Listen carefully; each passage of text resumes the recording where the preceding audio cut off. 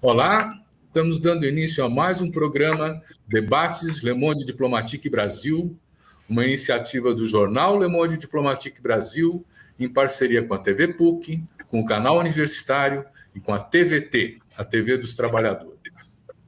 O Brasil, ele tem uma população de mais de 85% das pessoas que moram aqui vivendo nas cidades. E essas cidades têm se transformado, têm se modificado, os prédios vão levantando, as áreas vão se adensando, e há um processo de exclusão, uma dualidade, uma desigualdade marcante nas cidades. Para enfrentar essas questões, os movimentos sociais, urbanistas, se mobilizaram para criar o Estatuto da Cidade. E depois de 20 anos passados, nós queremos fazer uma avaliação desse Estatuto da Cidade. Afinal, ele mudou alguma coisa na cidade? Ele contribuiu para o bem-estar da população? Para tratar desses temas, nós estamos com duas pessoas que são muito envolvidas com essa questão urbana, que eu vou apresentar para vocês agora. Quero apresentar a Tainá de Paula, que é arquiteta e urbanista, e eu vou aproveitar uma apresentação dela de um site para falar que eu achei muito bonita. A Tainá é mulher preta, mãe, arquiteta, urbanista e ativista das lutas urbanas. Diz ela, construo espaços como um projeto para uma sociedade mais justa e igualitária. Sou cria da Praça Seca, na comunidade do Loteamento, zona oeste do Rio de Janeiro. Fiquei por lá até 2012 e convivi com milhões de brasileiros com o dia a dia da resistência e sobrevivência ao cotidiano dos territórios de periferias e favelas. Mantenho meu foco de atuação nessas áreas do Rio de Janeiro, tendo participado de diversos projetos urbanos, como os da Rocinha, Cantagalo, Pavãozinho, Rio das Pedras e na favela da Ípica, em Niterói. Participei também da coordenação do Plano de Habitação do Rio de Janeiro e contribuí para o PAC das favelas Manguinho e Jacarezinho. Acredito demais que para mudar a realidade é necessário romper com a política tradicional e reinventar a forma de fazer política, trazendo setores que normalmente não seriam ouvidos de forma ativa. Mudar o Rio é o meu desafio, mas precisa ser agora, não dá mais para esperar. E nessa militância, a Tainá se transformou em vereadora pelo PT no Rio de Janeiro. Muito obrigado, Tainá, por estar com a gente aqui. Eu te agradeço. Quero também, não é apresentar, porque a Raquel já esteve conosco, a Raquel Raonic, que é arquiteta e urbanista.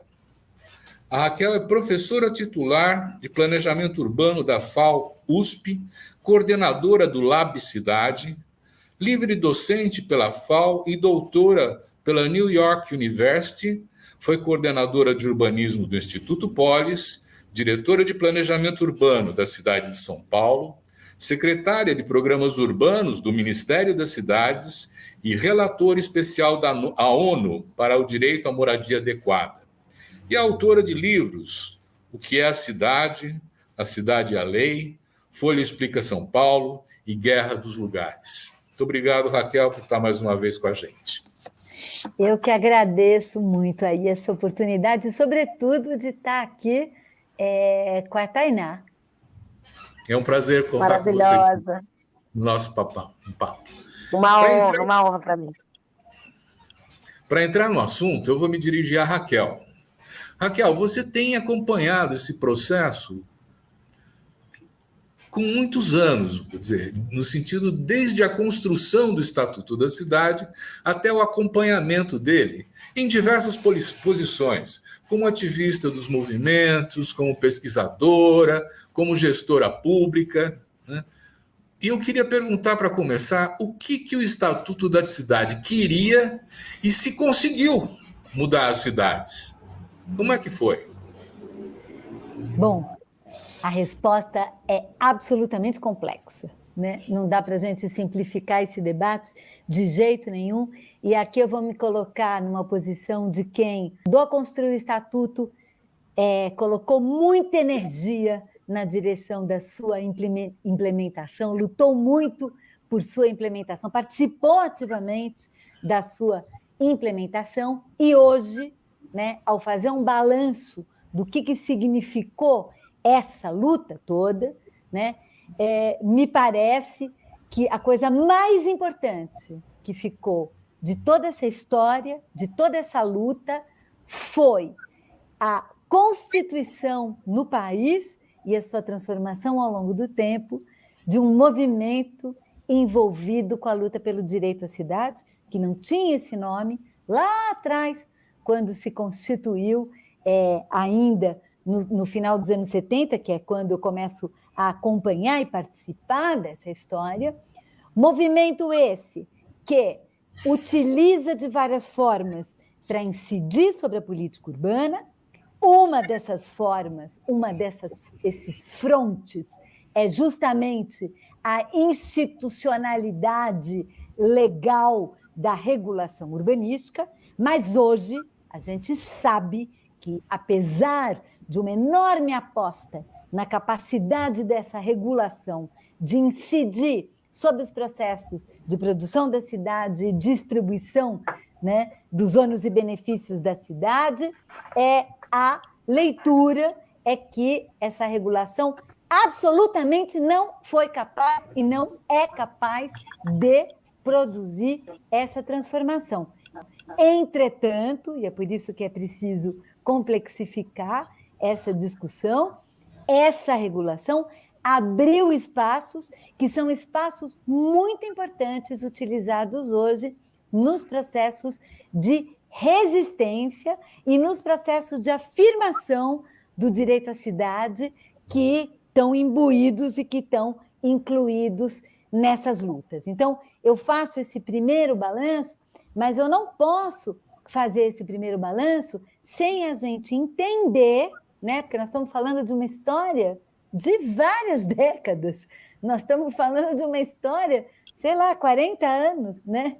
Porque os 20 anos do Estatuto, o Estatuto é de 2021, mas o Estatuto foi fruto de uma luta de mais de 20 anos, e que é uma luta que eu localizo ali logo no comecinho da Constituinte, e vou terminar essa primeira intervenção por aí para a gente poder muito mais discutir, a gente pode desenvolver mais essa história, mas, para mim, naquele momento da Constituinte, que foi uma espécie de momento fundante, aonde lutas inscritas no território, ali eu estou falando das lutas das favelas, dos loteamentos populares, dos assentamentos precários, aonde já estava vivendo a maior parte da população, a maior parte não branca da população, inclusive, né? A gente tem que sempre ressaltar isso. Essas lutas se encontraram, né, com toda uma leitura crítica sobre a cidade que foi produzida no campo da sociologia, no campo do urbanismo, no campo da geografia, e com também essa leitura que foi feita no campo do direito.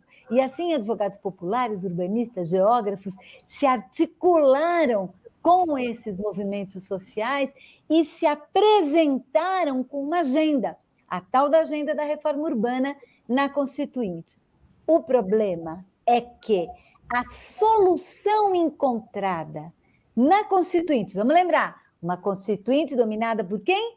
Pelo Centrão. Qual Centrão?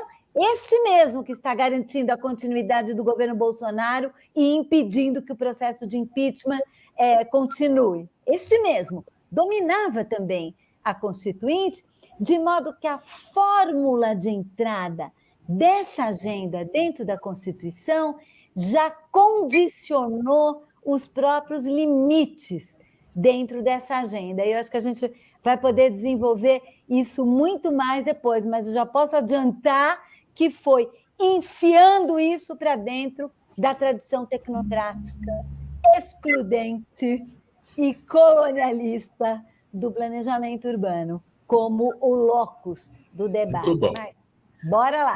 Para começar, já começou quente, né?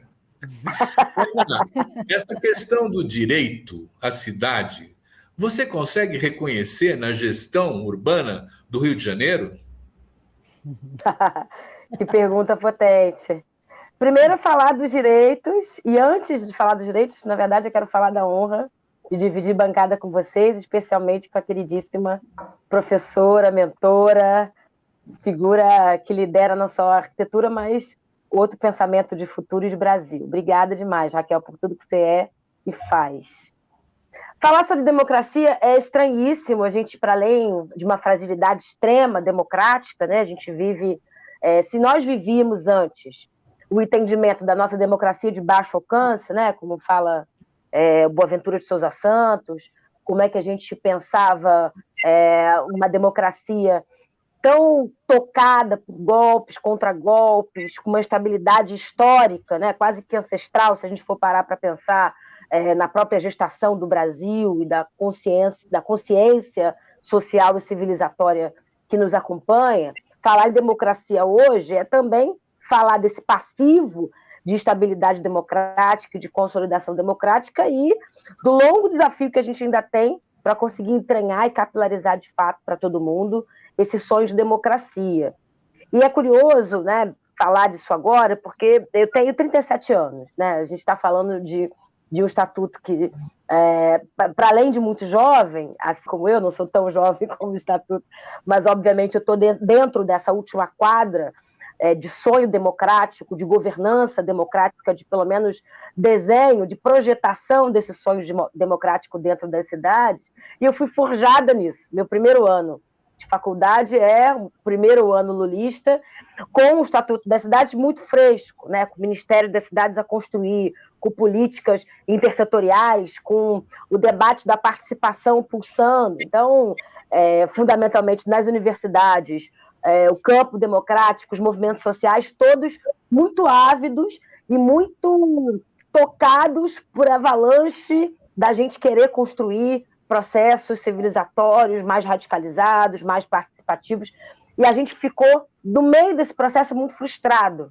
né? Eu não me sinto uma arquiteta frustrada, porque ainda fico animada com as possibilidades que a cidade ainda pode trazer, mas é óbvio que a gente tem que avaliar o saldo do que a gente conseguiu fazer, do que a gente avançou, do que a gente conseguiu consolidar e entranhar. Eu acho que faltou a gente conseguir radicalizar as agendas, trazer para o chão da cidade o que de fato a gente sonhou enquanto macro política pública, enquanto ideário popular constitucional, né? A gente conseguiu ecoar áreas do povo dentro da Constituinte, mas a gente não conseguiu entranhar direitos e pactos civilizatórios profundos.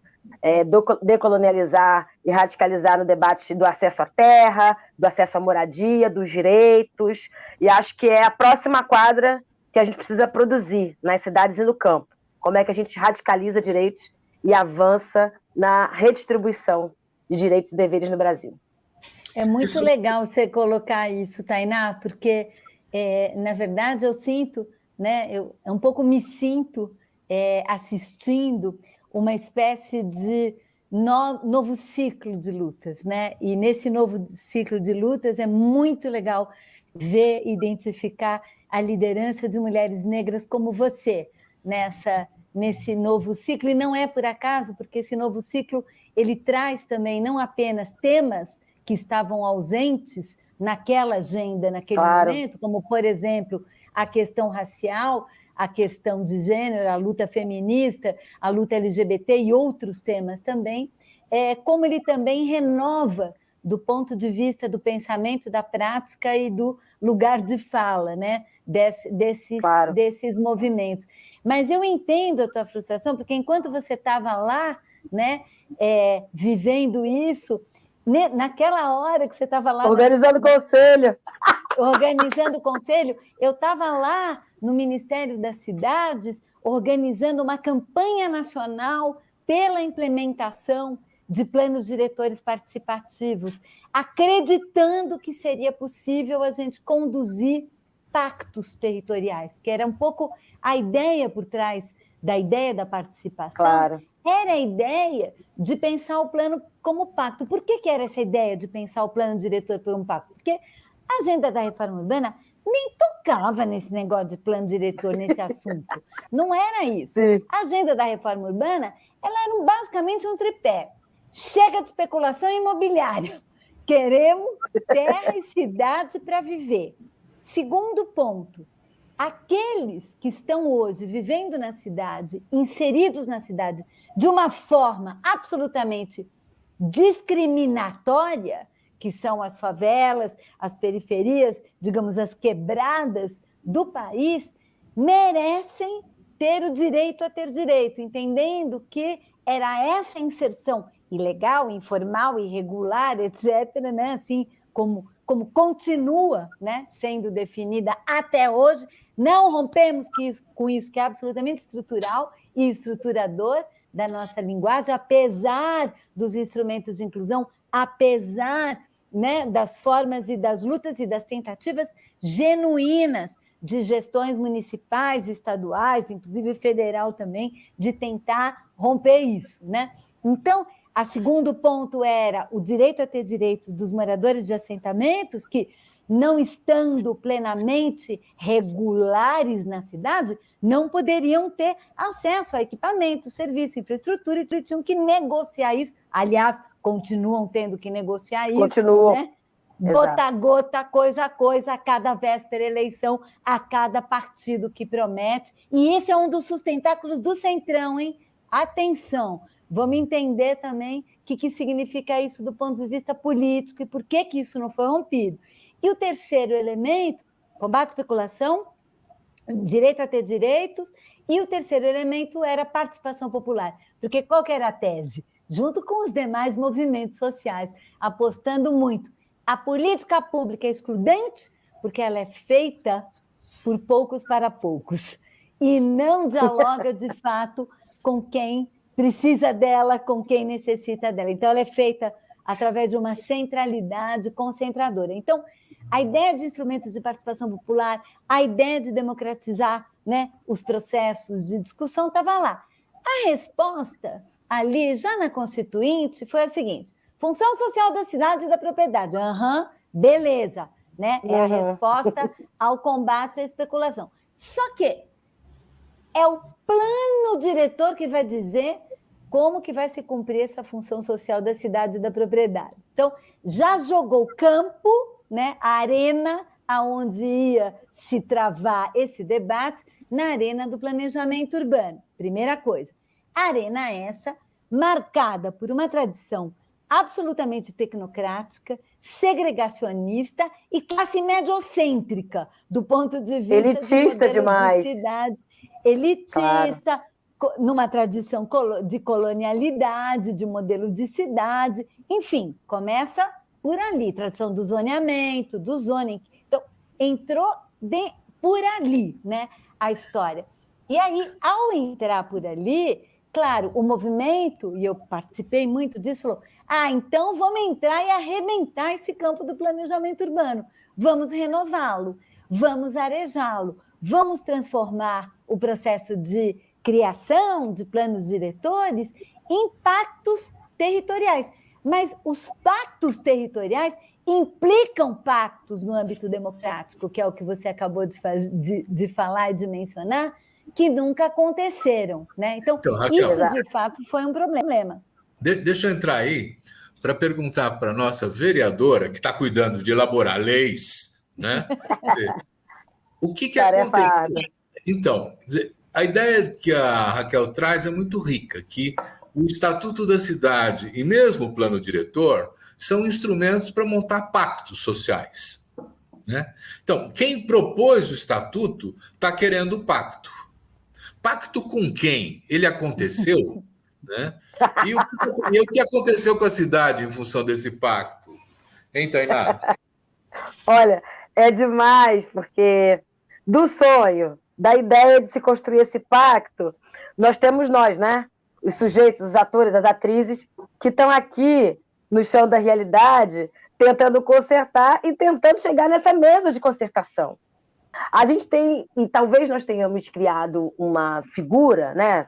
O plano, o projeto, a tentativa de se consertar e construir uma mesa imaginária de diálogo, onde nós inclusive, não mencionamos quais são os atores e como os atores chegam a essa mesa de debate e em que pese conseguirão, de fato, interagir e propor mudanças, especificidades e, no processo anterior, como capturar, de fato, anseios, se quer o direito à existência nesta cidade, nesses territórios, nós temos.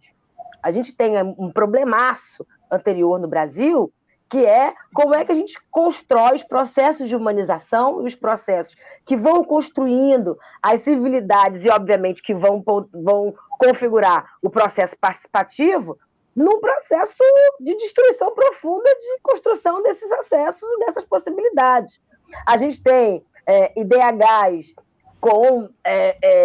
parecidos, né, com países subsaarianos, nós temos uma vulnerabilidade social, principalmente a partir da Covid-19, crônica, né, incapaz de dar conta dos desafios urbanos, dos desafios sociais que a gente tem pela frente, e a gente tem um grande gargalo que é econômico-social, que é a inserção da ampla maioria da população numa cadeia produtiva, num trabalhismo e na possibilidade de acesso à renda, de acesso e emancipação, que vai permitir com que a gente tenha bolsões de pobreza relegados e, obviamente, à margem da sobrevivência. Obviamente, não com possibilidades e instrumentos de organização, participação profunda e construção de uma autoagenda. A gente vem falando muito nos movimentos sociais, principalmente dos negritude, como é que a gente constrói autoagendas que passam inicialmente pela radicalização da sobrevivência, né? Como é que a gente fode o genocídio,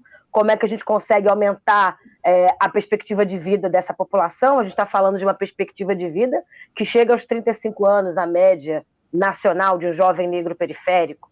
Como é que a gente consegue pensar em propor agendas participativas se o sujeito sabe que vai morrer daqui a 5 anos, daqui a 10 anos, seja de bala, seja de fome, seja de vírus? Isso é um grande problema que a agenda democrática, a agenda da participação, não dá conta.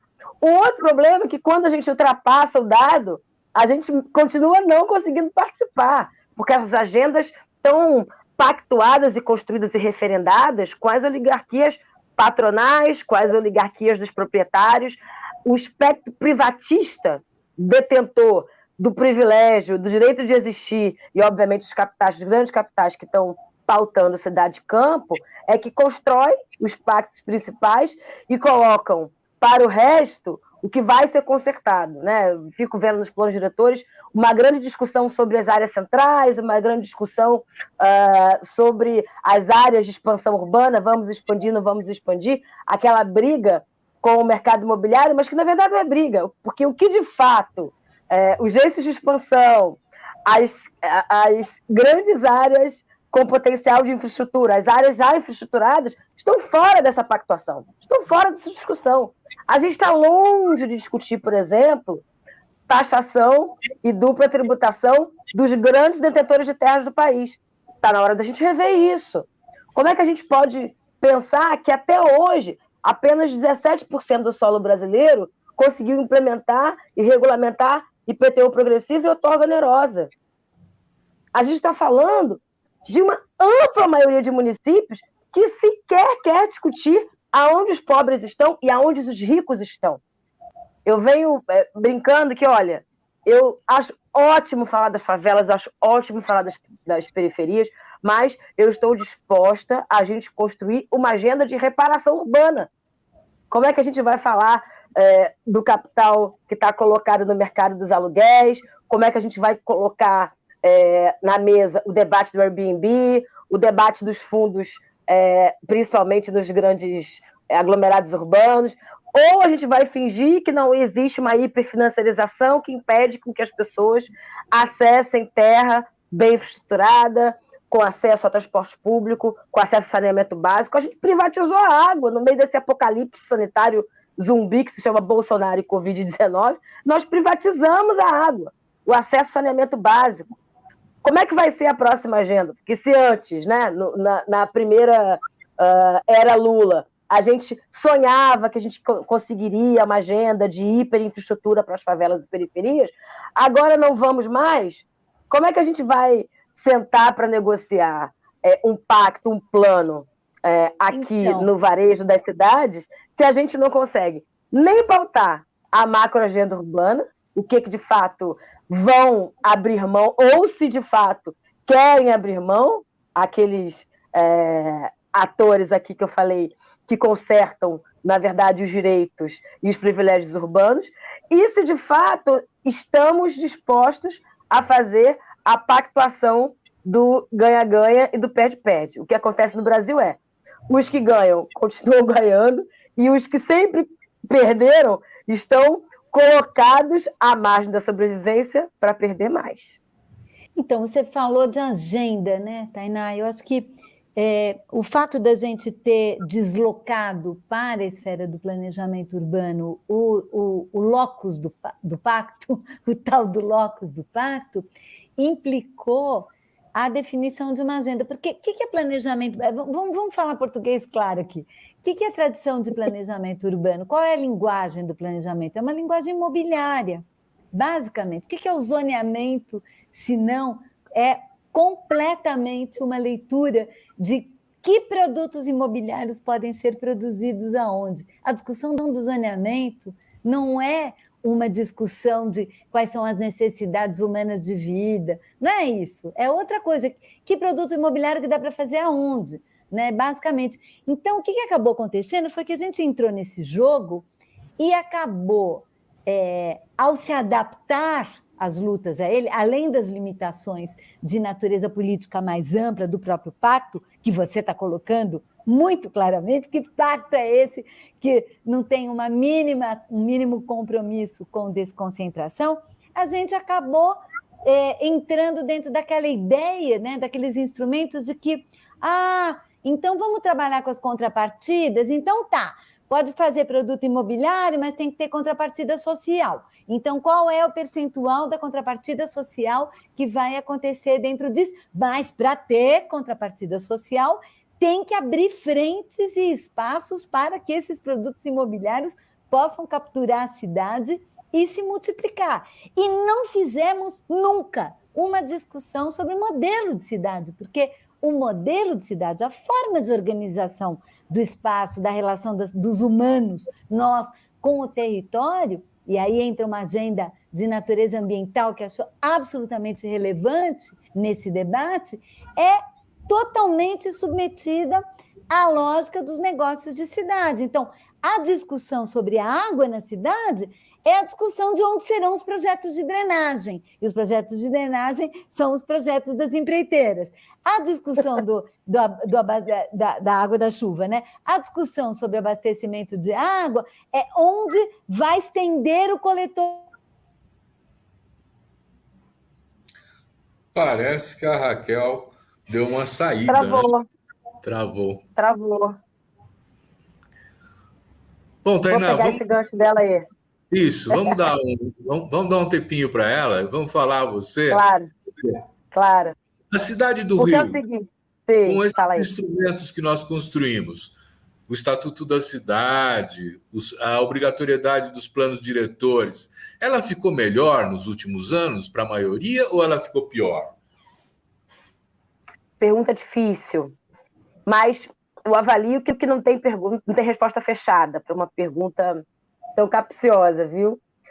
Do ponto de vista do marco, né, de construção de diálogo mínimo com todos os setores, nós avançamos. Está dado que é necessário um debate sobre habitação, né, de forma programática, a partir da gestão pública, a partir do Estado. Nós conseguimos, nos últimos 20 anos, consolidar uma perspectiva de responsabilidade de todos os setores da sociedade, mas com uma mediação em maior ou menor medida em diversas cidades aqui do estado do Rio, mas está claro que é necessária a construção de uma agenda de enfrentamento ao déficit habitacional, à desigualdade socioambiental. Existe o entendimento disso. Se antes era vista como se o debate sobre a desigualdade urbana e a desigualdade na cidade era vista como uma agenda de assistência social, quando temos os recursos, disponibilizaremos essa infraestrutura, essa reurbanização, essa arquitetura, né? Essa tipologia habitacional. Se não temos os recursos, a ver, né? Na volta eu compro, né? Como as avós e as mães fazem. Nesse sentido, nós avançamos muito, nós conseguimos consolidar uma agenda positiva, propositiva, para Estado e municípios conseguirem capilarizar e enraizar suas políticas. Mas, pergunto a vocês, né? Devolvo a reflexão.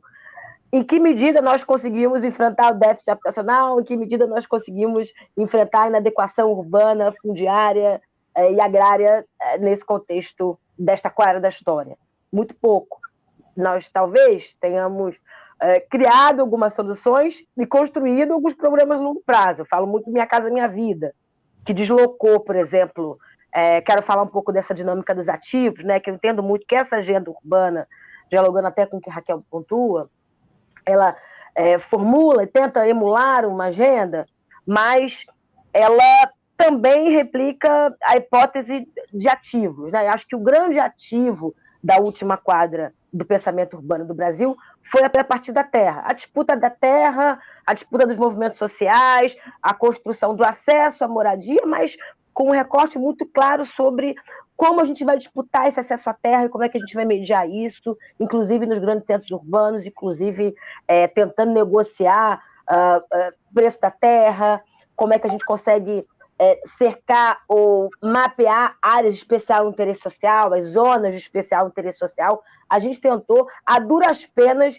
bolar soluções para consolidar esse grande ativo e democratizar esse grande ativo que é a terra. Eu acho que nesse rabo de cometa, né, passados esses 20 anos, nós, claro, precisamos aprofundar o que foi a nossa construção sobre o ativo terra e pensar outros ativos. A Raquel levantou a bola da chave ambiental, e acho que o ativo ambiental, o ativo verde, o ativo enfrentamento às mudanças climáticas precisam ser radicalizados, precisam ser enfrentados. Acho que o que acontece na Alemanha, né, com enchentes, cenários parecidos com Brumadinho, né, de certa forma, em escalas obviamente diferentes, nos colocam numa aproximação de agendas urbanas que precisam ser convulsionadas ou revolucionadas à transformação. Como é que a gente pensa esse novo ativo que remete a outros anseios? Um outro ativo que eu acho que vai estar muito em voga na próxima quadra lulista, né? Assim, espero que seja lulista, pós-bolsonarista, é o ativo da soberania alimentar. Como é que a gente reaproxima a cidade-campo, como é que a gente resolve a nossa agenda ambiental com a nossa agenda alimentar, como é que a gente pensa em cidades circulares e cinturões verdes, como é que a gente soluciona o problema da fome, o problema do aquecimento global, o problema do hiperadensamento das nossas cidades. A gente conurbou cidades, a gente converteu áreas rurais em áreas urbanas nos anos 70 e 80, e isso gerou o quê? Qual foi o grande ativo urbano que a gente conseguiu proporcionar de qualidade de vida, de qualidade social nesse contexto das cidades médias, das cidades das regiões metropolitanas? O resultado foi muito ruim. Nós pulverizamos cidades, nós hiperconcentramos problemas urbanos. Solucionar o problema de saneamento básico de uma favela de 200 mil habitantes é muito diferente de solucionar um aglomerado ribeirinho de 100 habitantes. Então, assim, eu acho que tem escalas também que são ativos importantes para a gente pensar nessa próxima quadra. Bem-vinda de volta, Raquel. Desculpa, gente, caiu a internet, simplesmente. Tá tudo certo. Vamos aproveitar uma carona.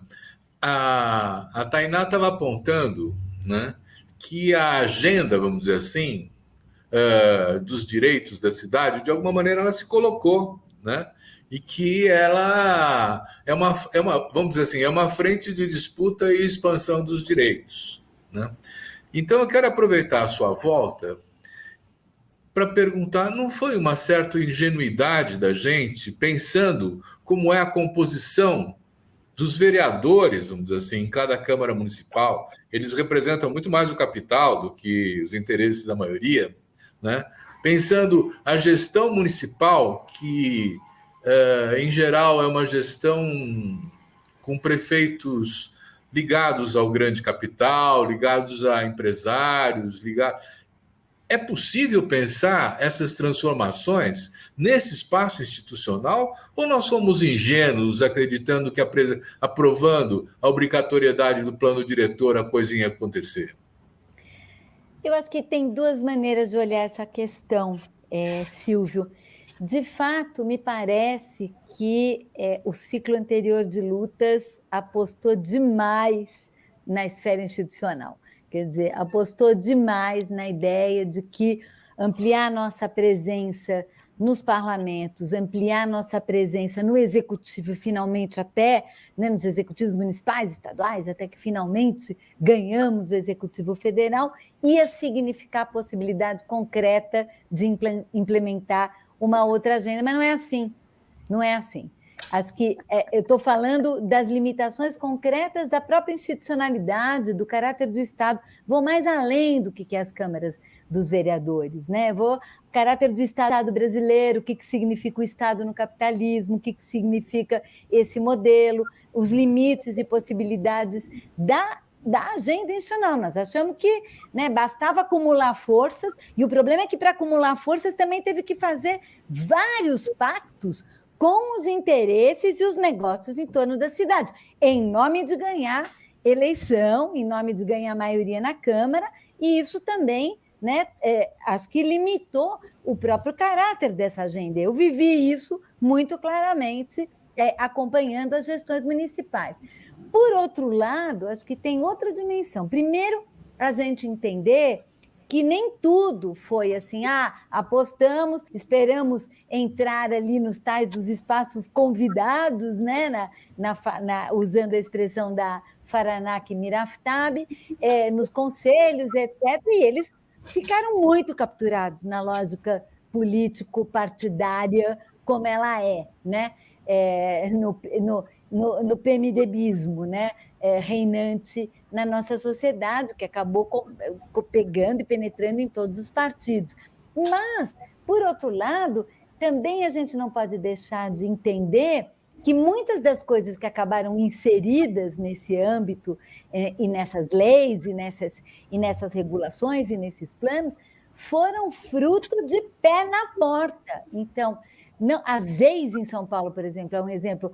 A gente só teve aprovação de zonas especiais de interesse social em São Paulo com a Câmara Municipal cercada, com acampamento popular durante vários dias. Eu me lembro a primeira vez que se aprovou áreas especiais de interesse social na Prefeitura de Diadema, na discussão do plano diretor de 1993, voava a cadeira na Câmara, na sessão da Câmara, era um pau mesmo ali, uma ocupação da Câmara. Então, eu estou falando nisso porque também teve uma ocupação desse espaço pelos movimentos, no sentido de tensionar e abrir espaço, e se a ZEIS, a Zona Especial de Interesse Social, ela não foi implementada como sonhamos, né? Como uma espécie de espaços libertados da regulação, né? Para que pudesse ter uma autoagenda ali, né, construída pelos próprios moradores,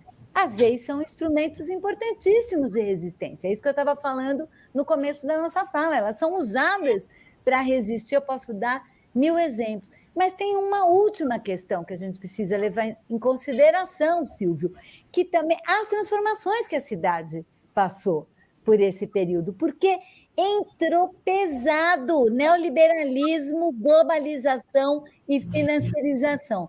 Esse combo, né, capturou a cidade de uma forma tão violenta, porque o espaço urbano, o espaço construído e a produção da infraestrutura se transformaram em ativos nos circuitos financeiros globais, com um excedente de capital global enorme para poder penetrar ali. Então, a agenda das privatizações, a agenda dos projetos desenvolvidos em parceria público-privada, os mecanismos disso, tudo isso entrou e isso modificou o planejamento urbano e modificou por dentro. O que eu quero dizer com isso? Dentro do Estatuto estão presentes instrumentos de regulação desenhados por e para essa agenda neoliberal financeirizada, como, por exemplo, as operações urbanas consorciadas e tudo que veio depois. Então, esse também foi um processo importante da gente entender essa transformação que a cidade teve e que aquela aposta lá da agenda da reforma urbana era no tempo que a gente imaginava que ia ter um Estado que ia capturar a riqueza da sociedade e ia produzir cidade boa para todas. Ótimo. Né? Tipo, já era. Você sabe, Raquel, que uma vez eu fiz um estudo sobre as ex no Recife, né? Já faz muito tempo.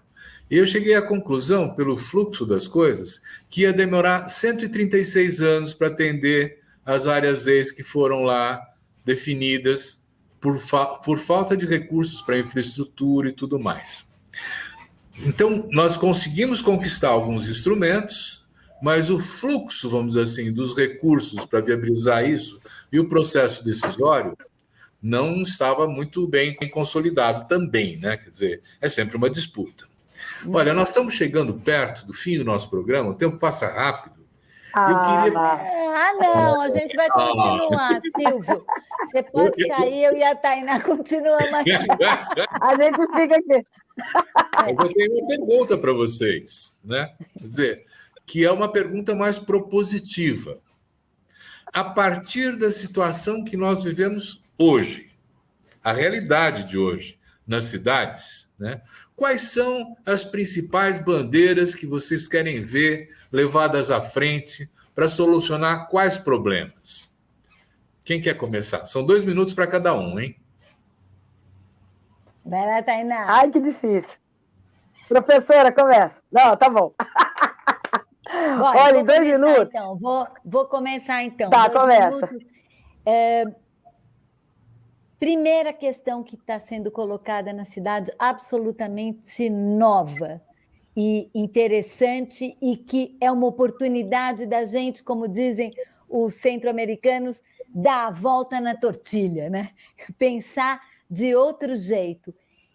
E vou sintetizar isso através da proposição que vem das mandatas coletivas, recém-eleitas, ali para a Câmara Municipal de São Paulo, lideradas por mulheres negras, né, que defendem o solo preto indígena. O que é o solo preto indígena na cidade? Né? Significa retomar a ideia do acesso à terra, do acesso às possibilidades, da disputa de recursos, da disputa de modelo, da disputa cultural, em outros termos, saindo da esfera da discussão da linguagem imobiliária e procurando, né, essa outra linguagem, talvez a partir dessa situação tão terrível que nós encontramos, que é esse repensar um grau zero, né, de sobrevivência na cidade após a pandemia e o pandemônio, né, que nós estamos vivendo. Muito bom. Vamos lá. Muito bom. Tainá. Olha, vou nessa carona aí primeiro do solo preto e quero falar aqui de uma coisa que tenho discutido muito com o pessoal lá da diáspora, que são as cidades originárias, né? Cidades que partem de uma outra lógica de vivência, uma outra chave de tempo, e aí uma outra chave de relação com a cidade. E aí, o que eu estou falando? Eu estou falando que a gente pode morar mais perto, que a gente pode trabalhar menos, a gente pode trabalhar em casa com uma outra relação, né, de teletrabalho, não é esse teletrabalho do ultracapitalismo que você acaba trabalhando para poder trabalhar, para poder produzir para outro. Eu estou falando de uma relação maior com o solo, que pode cuidar, que pode curar. A gente perdeu a oportunidade no Covid-19 de falar dos territórios, das periferias, como espaços de cuidado, com acesso à água universal. A gente perdeu algumas chaves importantes da discussão da nova agenda urbana, não é a verdade que a gente precisa perseguir. Acho que esse é um desenho que eu quero admitir para mim. Pensar nas cidades brasileiras que voltam e regressam com fundamentos dos territórios indígenas, dos territórios dos quilombolas. Eu acho que tem muito a dedicar e a produzir nessa próxima quadra de urbanidade e civilização fora a barbárie que a gente tem que produzir daqui para frente. Tá bom? Tá ótimo. Olha, ouvindo vocês, então eu vou dar um repique, eu vou dar mais 1 minuto para cada uma. Raquel, você quer continuar? Não, sim. Eu acho que a gente também tem que entendendo os limites, né, dessa luta toda, da luta pela reforma urbana e da forma como ela se desenvolveu até hoje e na sua aposta 100% regulatória, né, na cidade, que foi se consubstanciando, né, na ideia da atuação junto aos planos diretores, na atuação junto ao Estatuto da Cidade, percebendo, então, os limites, né, e também percebendo a razão desses limites, né, por que a gente vai, por que não fomos capazes, isso não foi capaz de produzir a transformação que quisemos. Eu acho que é um balanço importante, não no sentido de jogar fora, né, toda essa trajetória, de forma nenhuma, porque eu quero retomar uma coisa que eu coloquei aqui no começo, né? O que essa trajetória nos legou é uma espécie de plataforma, que hoje eu vejo a discussão do direito à cidade como sendo essa plataforma que unifica as lutas urbanas que se multiplicaram, não diminuíram, que se multiplicaram e que podem ser capazes de construir, né, uma nova agenda nessa nova quadra, né, como diz a Tainá. E acho que dessa vez, em vez de ser uma agenda para poder tomar o poder e, uma vez sentado no poder, implementar essa agenda, ela já é uma agenda de já ir transformando a vida, já ir transformando o território, já ir criando espaços e paisagens para a vida, enfrentando muito claramente a hegemonia da construção das paisagens para a renda nas nossas cidades. Acho que é esse o recado que eu queria deixar aqui. Muito maravilhosa, bom. muito bom. Tainá, sabe o que eu quero? Meio minutinho? Isso. Eu quero outra centralidade da nossa política. A gente, concordo muito com Raquel, que a gente PMDBizou, perdão aqui pelo neologismo, mas a gente, de certa forma, imitou, né, um performar político e um sonho de construção de sociedade que não é nosso. E eu acho que nesse novo ciclo, nesse novo processo, a gente precisa, resgatar o nosso sentido de Brasil, de civilidade, cidadania e de cidade. Então, quero reforçar aqui que uma reflexão profunda das nossas cidades e como é que a gente quer dividir e repactuar as nossas localizações, os nossos ativos urbanos, as nossas prioridades urbanas e sociais, que na minha chave estão decolonialidade, erradicação da fome e da pobreza e uma construção de uma agenda civilizatória profunda para todos e todas. E fora Bolsonaro. Parabéns, eu gostei muito do papo, achei super instrutivo, vocês estão esclarecendo uma série de coisas, acho que valeu a pena e quero agradecer muito, então, a Tainá de Paula e a Raquel Ronick por essa apresentação, essa reflexão conjunta e agradecer também a você que está nos assistindo. Obrigado, semana que vem tem mais.